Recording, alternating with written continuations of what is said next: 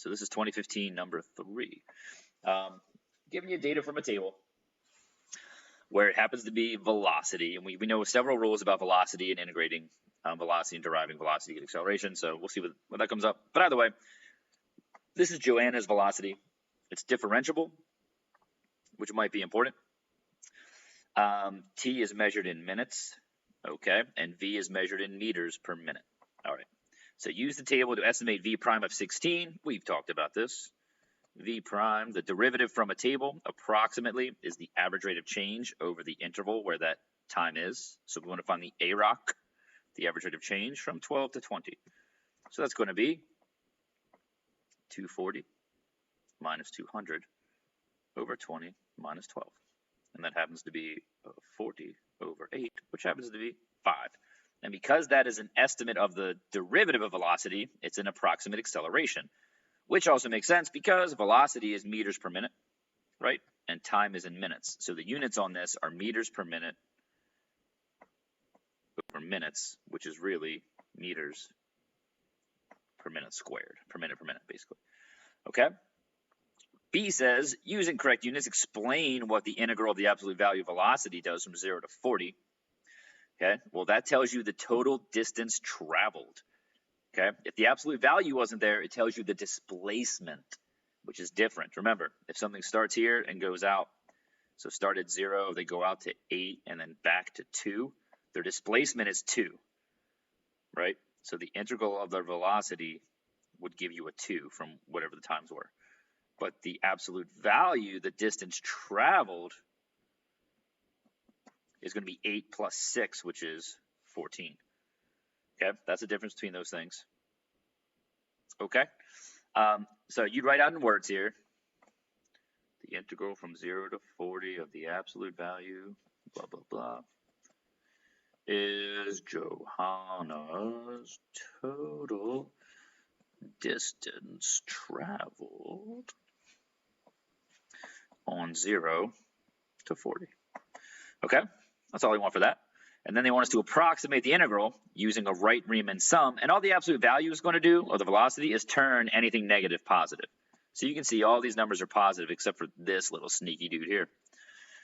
Okay, so I'll do that up here. But the integral from 0 to 40 of the absolute value of velocity dt is approximately equal to, all right, and we're doing a right Riemann sum. So it's always, again, the width of the interval, 12, times the height at the right-hand side, plus the width of the next interval, 12 to 20, is 8 times the height on the right-hand side, plus the width of the next interval is 4, and the height on the right is negative 220, but we're taking the absolute value, so it's positive 220, plus 24 to 40 is 16, and that's times 150.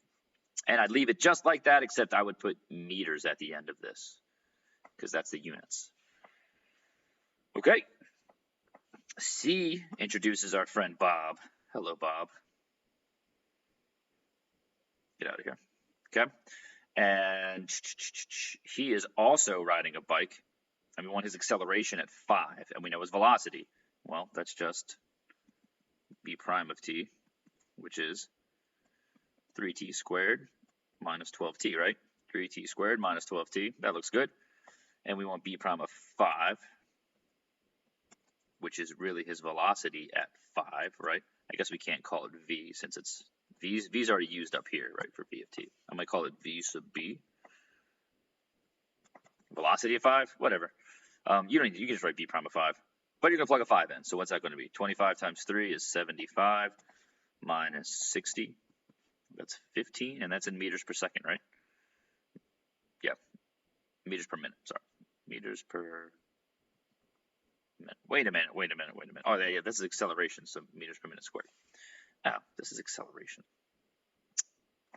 Okay. Right? Gave us a velocity. Yeah, we derived it. Boom, plug in 5. That's acceleration. Okay. And based on the model here, C, find Bob's average velocity from 0 to 10. Average velocity is 2 different things. Okay? Just make sure you know which one you need. Average velocity could either be the change in position divided by change in time, because that's going to give you a velocity, right? That's how far you went divided by how much time it took you. That's your average velocity. But it's also equal to the average value of velocity. Okay, so it's those two different things there. Okay, it's the average rate of change of position, that's this one, or it's the average value of velocity. Because we have Bob's velocity, right, B of t, to find his average velocity, we're going to use the average value of his velocity, okay? So Bob's average velocity is going to be 1 over, we're going from 0 to 10, so it's 10 minus 0, the integral is 0 to 10 of t cubed minus 6t squared plus 300 dt. And all I want you to do is integrate that and plug in. So it's 1 over 10 times, the integral is easy, right? 1/4 t to the 4th minus 2t cubed, which I just messed up, that's not a 3 there, 2t cubed plus 300t.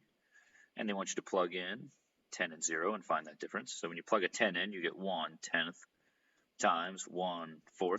10 to the 4th is a 1 with 4 zeros, that's 10,000, minus 2 times 1,000, plus 3 times 10 is 3,000. That's what you get when you plug in the 10, and then you get minus, if you plug in 0, you get all zeros. And you can reduce that out if you want, whatever, times the 10th, so this is going to be what, 250, because that's 2,500 divided by 10, yeah, and this is going to be 200, and this is going to be 300, so that's 350. All right, now you don't need to do any of that. You can, that could even be wrong, I don't know, but you want to put units up here if you're not going to do that. This is his average velocity, so it's in meters per minute. Okay? All right, and that's the end of that question. That wasn't too bad. We're crushing them.